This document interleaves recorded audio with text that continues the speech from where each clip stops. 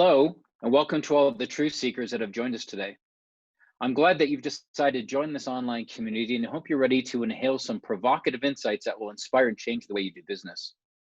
My name is Mark McKelsey, and I lead the people and the projects that bring you insights, shopper trends, and next practices from Global Market Development Center and Retail Tomorrow.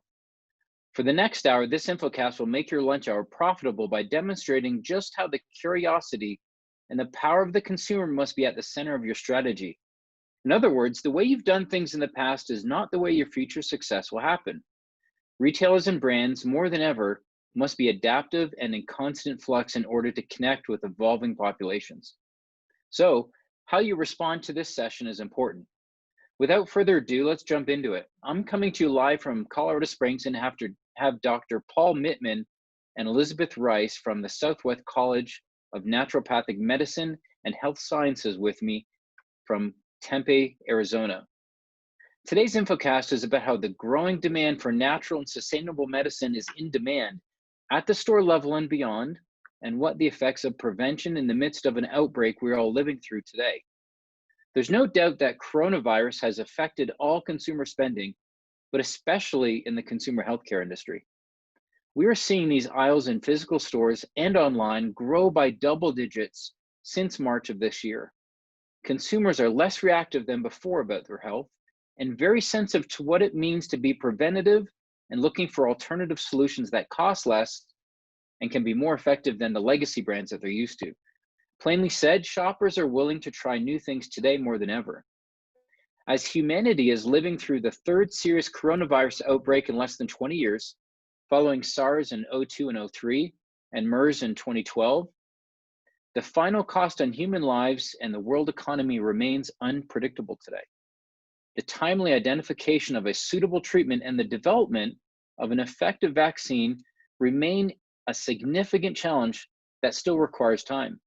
The aim of this infocast is to show how that global collective effort to control the coronavirus pandemic should also consider alternative therapeutic methods, and national health systems should quickly endorse the validity of proven homeopathic treatments in this war against the coronavirus disease.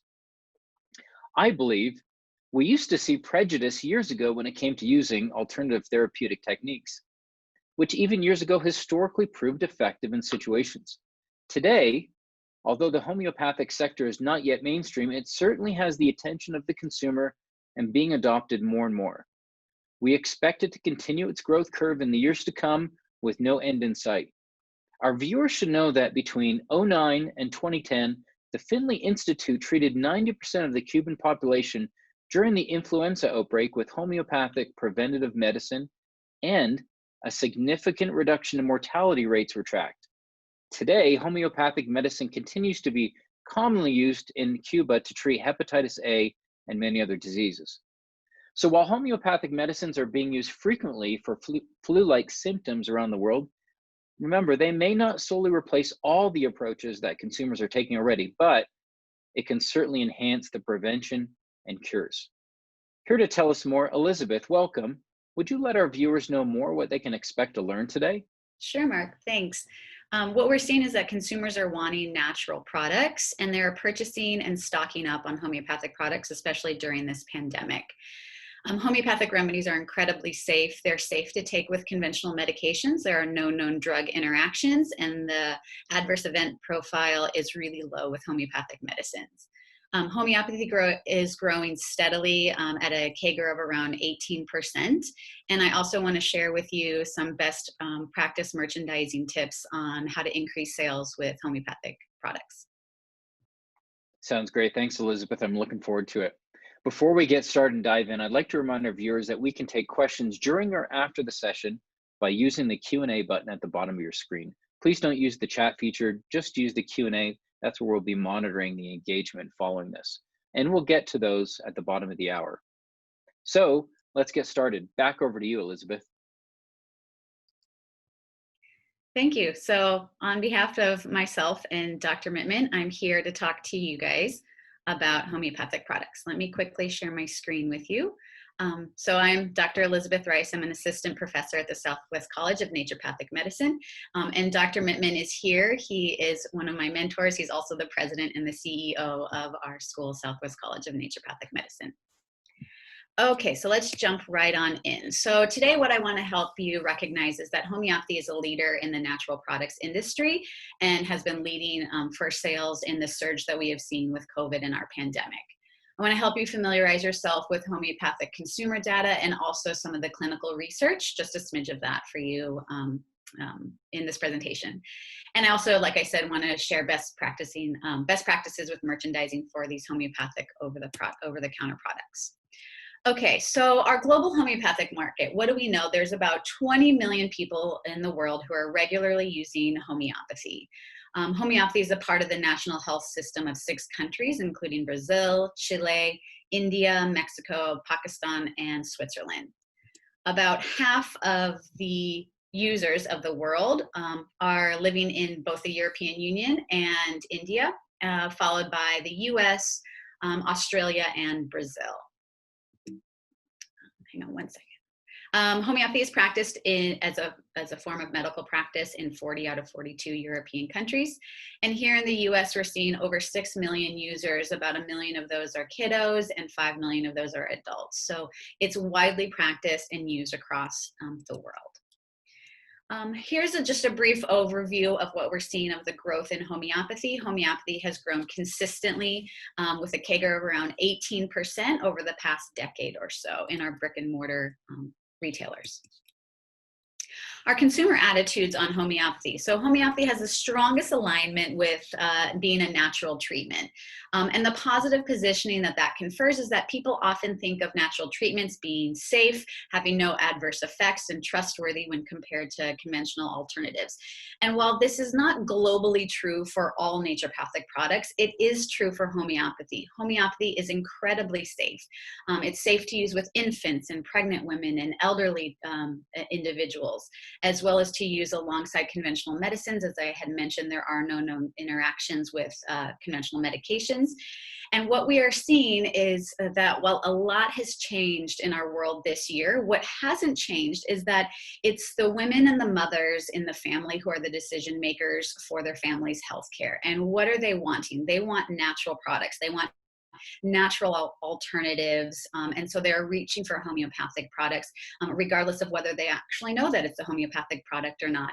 And to couple that with about the 30 to 40 million who are experiencing job loss and loss of health care, we're seeing that they're turning to alternative ways to care for themselves, and they're also doing anything that they can to prevent this illness, and they're reaching for the natural products and the homeopathic products. Okay, so some of you might be familiar with homeopathy, and some of you might be asking yourself, what is she talking about? So homeopathy is based on this foundation of the law of similars. And it was Dr. Samuel Hahnemann in Germany in 1790. He wasn't the first to recognize the effects and discover homeopathy, but he was the first to put it into a formal system of medicine. We see as early as 400 BC, Hippocrates was using small doses of mandrake root to treat mania, knowing that it produced mania in higher doses. Paracelsus in the 16th century espoused the position of like cures like, and he said that a poison in the body is cured by a similar poison, but the dosage is being very important in that. And ironically, around the time that Dr. Hahnemann was putting together and piecing together the pieces and naming homeopathy, Dr. Edward Jenner was discovering the world's first vaccine. And what Dr. Jenner realized is that if you infected people with cowpox, essentially as a vaccine, it prevented the very similar disease of smallpox. And around the same time that Dr. Jenner was doing his discovery with cowpox, people were using variolation, where they were essentially inoculating people with smallpox itself. People would get sick. It would also lead to the spread of smallpox. And cowpox is a much milder form, but similar disease. And he saw that when he vaccinated people with cowpox, it would prevent smallpox in the future. So he was instrumental in the terms of producing vaccines for the world, but also he just clearly showed the law of similars in terms of a similar disease treating another. In 1911, it was Leonard Noon who introduced the world to allergen immunotherapy and desensitization, essentially allergy shots, giving people small microdoses of the allergen to stimulate the immune system so that when they came into contact with the real allergen, their bodies were better able to handle it. In 1962, here's a great example of the law of similars. The FDA approved the use of Ritalin, which is a pharmaceutical amphetamine, essentially a metabolite of methamphetamine, to be used with hyperactive children. So here we're seeing a stimulant used to treat overstimulated children, and what we see is it works fantastic, and children are able to focus, children are able to calm down by using that stimulant. There's an interesting area in conventional research, and it's around paradoxical drug reactions. And this is evidenced in around 2017, where a number of patients were given zolpidem, which is Ambien, a sedative sleep drug, while they were in a coma state, and they actually awoke for a few hours during that coma. And now conventional medicine hasn't quite been able to wrap their heads around what has happened, but we homeopaths, if you tell us you gave a person in a coma a sedative sleep drug and they awoke for a few hours, it makes perfect sense for us according to the law of similars. So another easy way that I like to teach my students is, those of you amateur cooks like myself, I literally did this a couple weeks ago, took my hot saute pan out of the oven, placed it on the stove, put the oven mitt away, and what did I do? I grabbed onto the hot pan. Now, instead of running my hand under cold water like we are so instructed to do with these minor burns, I turn up the water. Being a homeopath, I turn up the water to as hot as I can tolerate it, right? Where the burning intensifies and I'm really feeling it for a few minutes, and then let it run under the hot water for, roughly a couple minutes. And what happens is when I'm done, the burn, there's no burn mark, there's no blister, and the pain is gone. So while I encourage my students to do this, I'm hesitant to encourage you guys to try this just because I don't want you to double burn yourself. Please be safe. If you have a serious burn, go to the ER. But it's really interesting. You can see the law of similars in action there. Like cures like. Okay, so I want to touch base on the FDA regulation of homeopathy.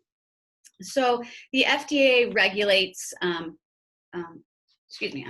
FDA considers homeopathic medicines to be drugs under US federal law, and the FDA regulates the manufacture, marketing, and the sales of all homeopathic medicines.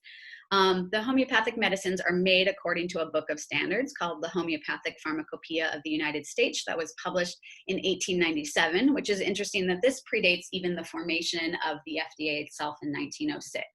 And it was the Food, Drug, and Cosmetic Act of 1936 where the FDA recognized the HPUS as an official drug compendium and the homeopathic remedies as drugs. So I just like to point out that they are FDA regulated. I want to touch briefly on the research that's happening with homeopathy. I will try to be brief and not bore you too much, but it's really an area of homeopathy that I love. Here are the hotbeds of global homeopathic research. We see the US, India, Australia, much of Western Europe, and Brazil are leading the forefront in research in homeopathy. Of course, we don't have any official research compiled yet from COVID-19, but from the American Institute of Homeopathy, which is just one of many homeopathic projects that are compiling data from homeopaths, we're seeing at the COVID-19 confirmed lab cases that are treated exclusively with homeopathy. We have 134 cases that are set to strict standards, and we see 127 of these cases were given a homeopathic remedy with positive results. You can see this is a 95% positive result rate, which to some may seem incredible, but this is truly where homeopathy shines, is in the treatment of acute infectious disease. And we've seen this throughout our history. The homeopaths have been diligent at recording their findings in homeopathic journals as early as the 1820s, and they are recording astonishing low mortality rates with acute infectious disease like influenza, cholera, typhoid fever. And prior to 2020, I was known to reference the last great pandemic of the Spanish flu in 1918, where the mortality rate with homeopathic products was about 0.7%, so less than 1%.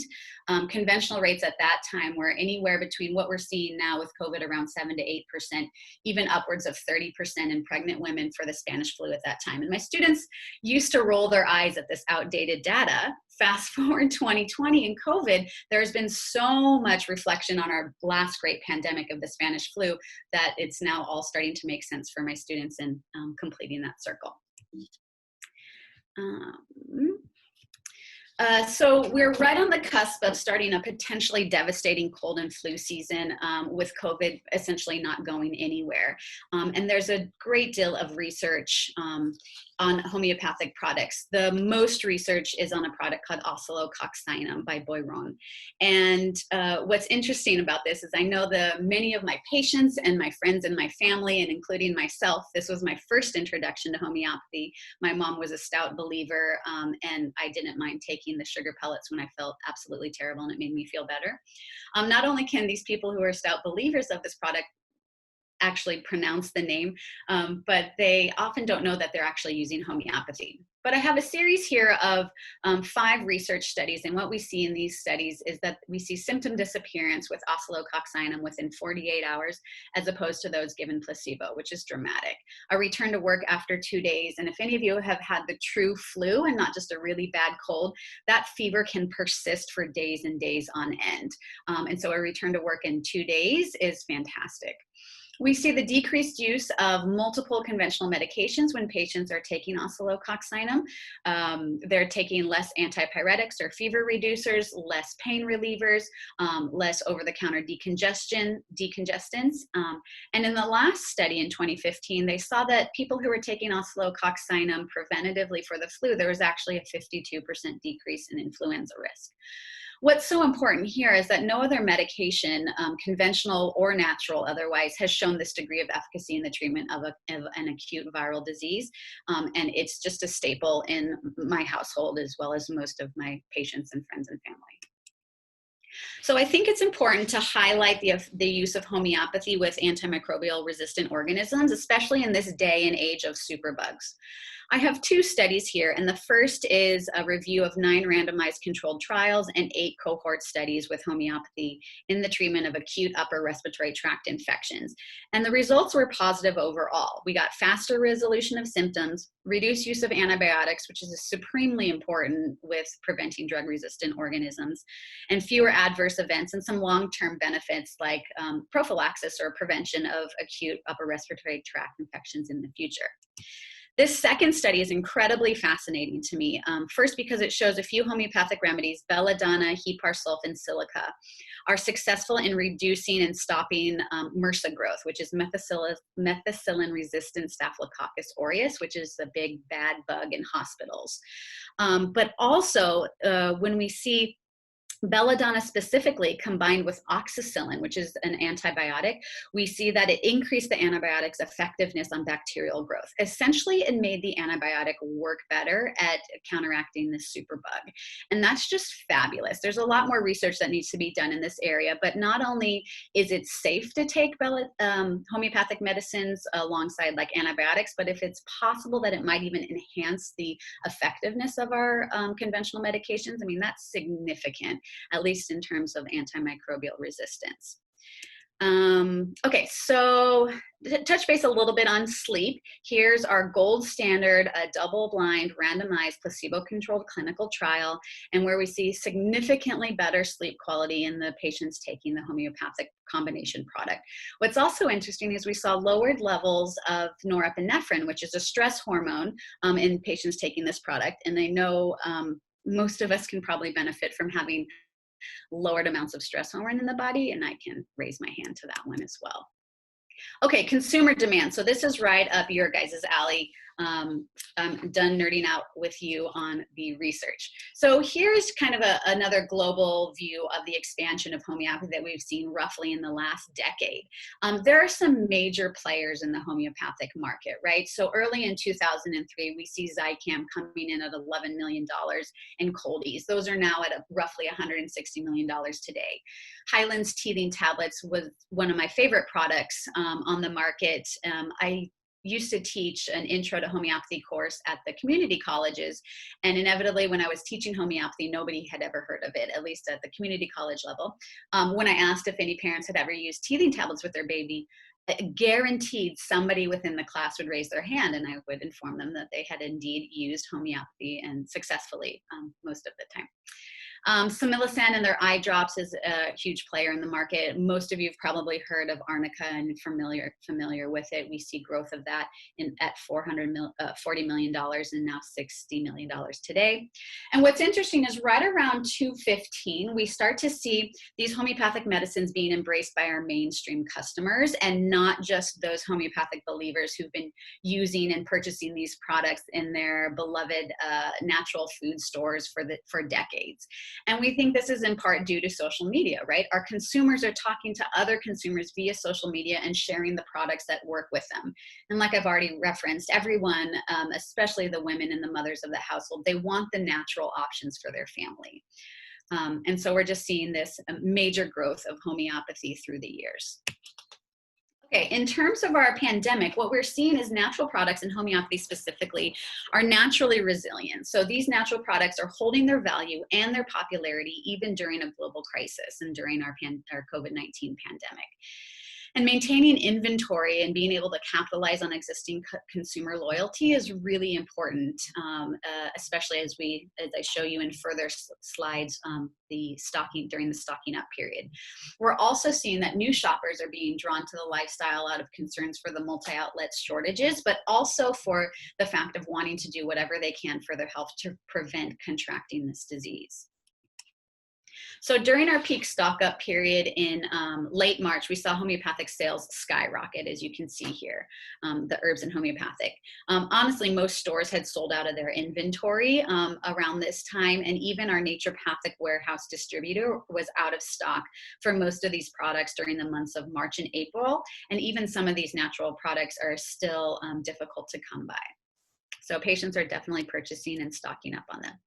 Some wellness sales trends data. While it's great that supplements were included as an essential category in the Department of Homeland Security guidance, we see that while herbs and homeopathic are the smallest department, they did have the highest percentage growth of about 17% versus 2019, which is just fantastic. People are buying these at a great rate. So here's what we saw during the pandemic. Right at the beginning and mid and end of March, we start to see immunity, cold and flu products skyrocket. And you can see right here, the dotted line, these are the homeopathic sales. And the tried and trues of sleep and weight loss natural products kind of went on the down low, but what we're starting to see is those are starting to trend up now towards the end of this first wave, at least, of COVID-19. And we're expecting to see another huge increase with cold, flu, and immunity come cold and flu season, especially since there's no sign of COVID-19 going anywhere soon, unfortunately. I mentioned earlier the comparison to the Great Recession of 2008. And what we're seeing from our most engaged and committed natural product shoppers is that they're purchasing at high levels before, after, and during the pandemic. Our committed natural product consumers are growing both in numbers and in spending, and the engaged natural shoppers likely to follow our 2008 trends, where natural products continued with solid growth during and after the Great Recession. Again, people are wanting natural solutions, and they're going to purchase these natural products, including homeopathy, even during times of financial and global crisis like we're seeing today. I think the growth that we're just going to see over the coming years with homeopathy, as more people learn about it, is going to be exponential. Okay, so some general sales data. I'm going to put COVID-19 and the pandemic aside for just a minute, although talking again about natural treatments of cough, cold, and flu. Some of the sales data is there. Boiron doesn't have just Oscillococcinum. There's 45 products that they have, but it is Oscillococcinum that rates in the top 3 products of overall sales. And this is when sold side by side with competitor OTC brands like Mucinex and Tylenol cold and flu and that sort of thing. Ear treatments, homeopathy is #1 and #2. And I'd just like to point out that Highlands holds 35% of the overall categorical sales for the year at $12 million, and the total being $36 million. So that's a substantial portion of the market. With first aid, again, I'm sure many of you have dabbled with or used or are familiar with Arnica. Boiron's Arnica ranks in the top 10 along other external analgesics like Icy Hot, Biofreeze, and Aspercream. And in 2018, pain relief was at roughly $800 million, which was a 14% increase from the year prior. So pain relief is a huge market these days, and I'm seeing that with a lot of my patients. And in fact, we at Southwest College of Naturopathic Medicine developed the Neil Reardon Center for Regenerative Medicine, which has a incredibly large pain focus specifically for that population because there's such a high demand for it. Here's another study with the effectiveness and safety of Arnica and post-surgery. What's interesting here that Dr. Mittman and I have seen is there's a lot of surgeons who are recommending Arnica post-surgery for recovery.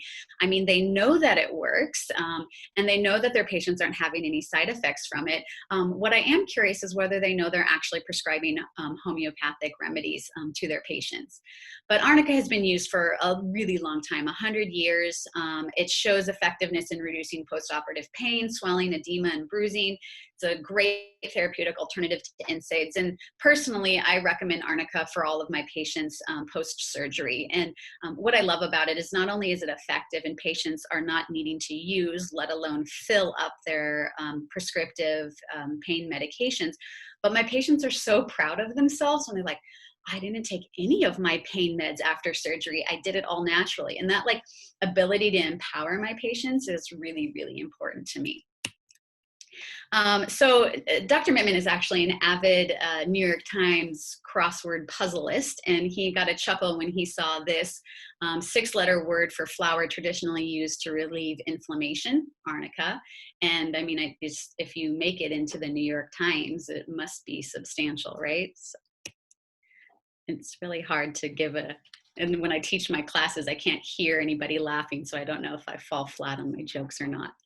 Okay, so our muslin leg treatment, Highlands has 2 products which are really fantastic, leg cramps and then restful legs, which are for restless legs.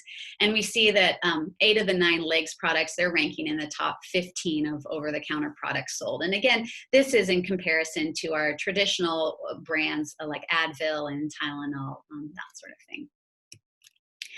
Here's a photo of Dr. Mittman at the World's Huntsman's Games. The Huntsman's World Senior Games, excuse me, I had to throw the senior in there, which Highlands is a sponsor of. We also know Highlands is a sponsor of the Boston Marathon, where leg cramps is a significant part, if we have any marathon runners in here, of which I am not. Okay, here's another series of data for projection. What we're seeing for sales data and the forecast sales for homeopathic remedies, 2016, they estimated right around $5.3 billion. Worst case scenario, we're seeing growth at $6 billion. Best case scenario, somewhere in $7 billion. You know, the truth of the matter is that homeopathy is growing, and it's going to continue to grow the more that people learn about this. And I'm seeing this in my introductory classes in the first year of medical school at SCNM. I always ask my students who have heard of homeopathy. 10 years ago, I would have maybe 3 or 4 hands if I was lucky. And now consistently, I'm seeing half of my students raise their hands and sharing their success stories that they've had with homeopathy. And so personally, I just love to see this growth of homeopathy that Mark alluded to in the beginning of our presentation. Here's some other different data for you. Again, we're seeing that growth and that CAGR of around 18% for homeopathy. These company forecast by the end of 2024 a U.S. revenue of around $17 billion for homeopathic medicines. All right, so safety. Like I had mentioned before, homeopathy is incredibly safe, and that's largely due to the fact that they are diluted medicines. But here, just some side-by-side comparison data with pharmaceutical exposure. So we see homeopathic adverse events reported right around 100,000. And if we're looking at pharmaceutical adverse events reported, we're looking at 13 million. I mean, there's no comparison here. My patients, I can't say never, but hardly ever experience any form of side effects or any form of adverse events from homeopathy.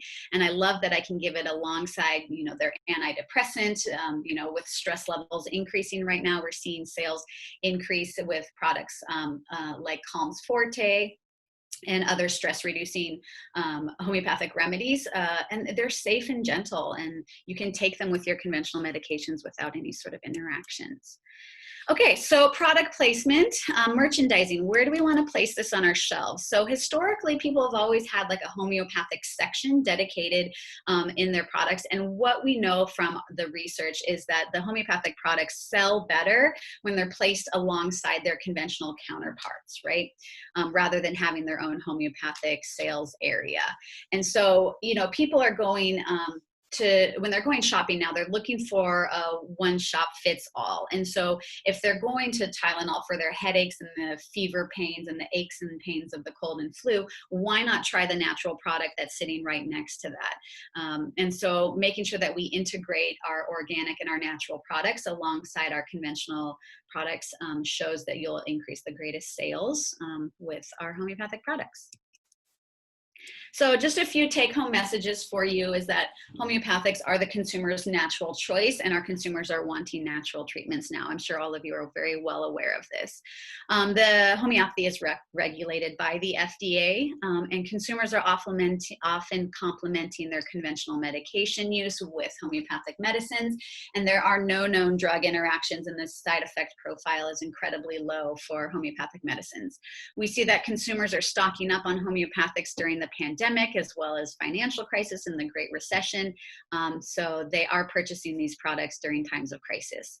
As I mentioned before, the CAGR of homeopathy is right around 18%, the low incidence of adverse effect and the safety profile, and that proper merchandising of integrating homeopathic products will lead to increased sales for those of you who may be retailers out there.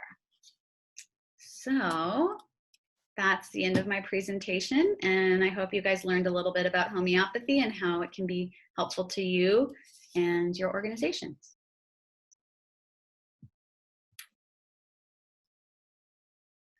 Well, thanks, Elizabeth. I really appreciate your time and Sure. appreciate your support of GMDC, and glad to have you and Paul back, especially as you attended our self-care summit not that long ago. I think, you know, it was less than a year ago that you guys were presenting, and everyone in that room deeply appreciated the tremendous insights in the presentation that both of you had. I think it's time to actually get to our audience and see what kind of questions we have coming through. At the top of our question list, Sarah is asking, on one of your earlier slides about consumer attitudes, the second highest scoring category was, quote, treatment I don't know much about. And since I'm just learning about homeopathy myself, what do you think this is about? Yeah, it's interesting. So since we have a little bit of time, I'm just going to pull up that slide real quick because it is something that I like to share. And I think it's a really great question, Sarah. Oh, sorry, my screen stopped as I'm going to slide back so I can share with you guys and you can all see her question. So here we go. Consumer attitudes, what we are seeing. Here we go. So like we said, homeopathy has the strongest alignment as being natural, but then right under here, it says treatment I don't know much about is 17%. And what I think this reflects is that people are still purchasing these products, even though they don't know what homeopathy is. So when we ask them, you know, what homeopathy is and what does it align with in terms of their principles, they don't quite understand it. I think this is just showing the area for growth that homeopathy can have in the consumers in terms of educating and spreading the word and people starting to understand what homeopathy is and people attending, you know, GMDC webcasts and learning about homeopathy. And I think the more that we see homeopathy growing and sales increasing, we're going to see that number decreasing over time. But it's just people are purchasing these products even though they don't really know quite what it is, but they know that it's safe, they know that it's natural, and they know that it's what they want for their family. Can I, before you leave the slide, oh, sure. Elizabeth, you know, one of the reasons that people may not know much about homeopathy, even though they've been using it for perhaps for their families for a while, is a point that you made earlier about being FDA regulated. So unlike dietary supplements, whether it's vitamins or botanicals, homeopathics are regulated as drugs by the FDA, which is why they can have a claim for cough, cold, or flu. They can have a claim for leg cramps as opposed to what's commonly used in the dietary supplement area as a structured function claim. And so people find them side by side with other, let's say, a cough formula, or like Oscillococcinum next to Tylenol for the flu, and they get used to using it, but they may not know much about homeopathy. So it's kind of like the product placement is key, number one. Number two, the effectiveness, which is why people go back to purchasing them. But then the third point is what you just brought up, is that it's a great opportunity to further educate consumers, because one of your other slides showed that the more engaged the consumer is, the more likely they are to increase their utilization and increase their spending. So it's really a great opportunity to leverage both the effectiveness, but also the fact that it is FDA regulated, and therefore has a product placement that distinguishes itself from a lot of other natural therapies. We have another question from Colleen. Are probiotics like Culturelle and Align considered homeopathics? No, those are not homeopathic products. What typical designation with homeopathics is, you can see under the ingredients, is there's generally a potency designation. You'll see 6x, 1x, or a 30C, and that's just showing a degree of dilution. And so probiotics are considered supplements and not homeopathic products. Right, and the other distinction that you'll always see on a homeopathic product sold in the United States is that it will say HPUS. So the Homeopathic Pharmacopoeia of the United States is the official link between the manufacturers of pharmaceutical companies and the FDA. Bill is asking, on your slide about peak stock up and post stock up periods, homeopathic medicines fell during the post period. What are your thoughts about this? Yep, and again, since we're referencing the slide, I'll just pull it up really quickly. Much more adept at that this time around. The stock up period. Yeah, so as we see in the post stock up period, especially in the natural product industry, that herbs and homeopathics fell away.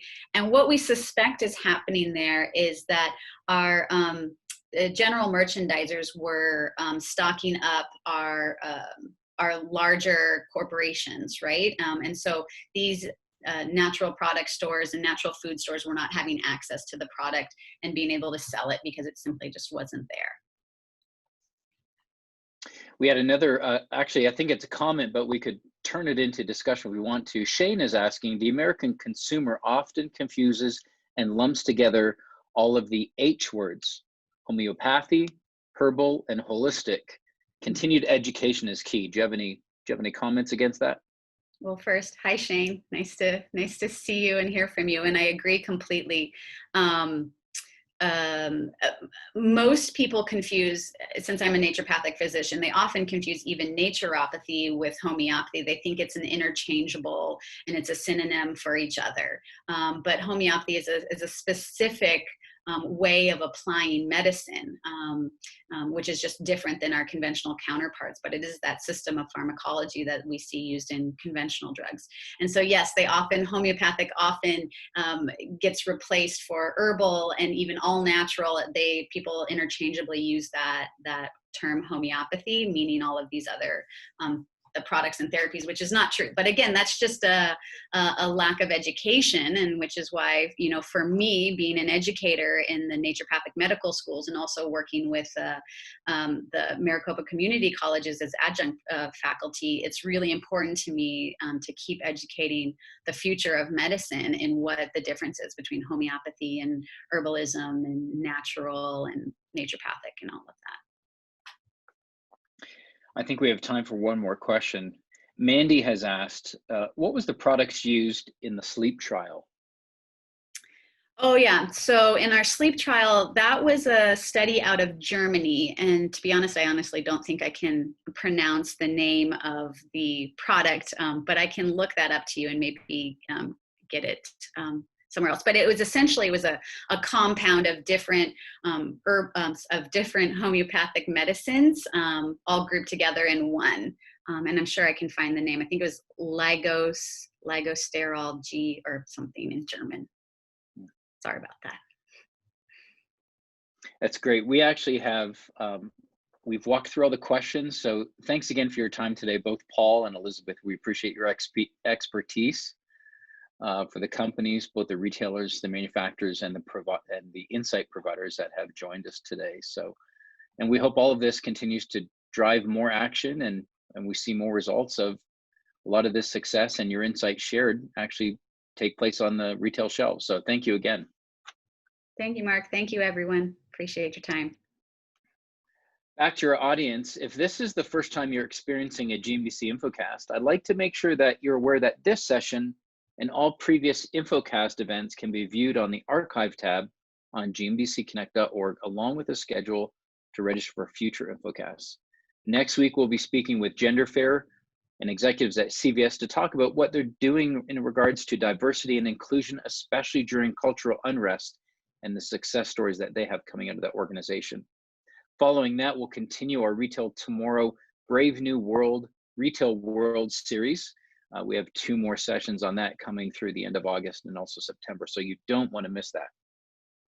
I'd like to encourage you to get involved with GMDC Retail Tomorrow and become a member if you're not already.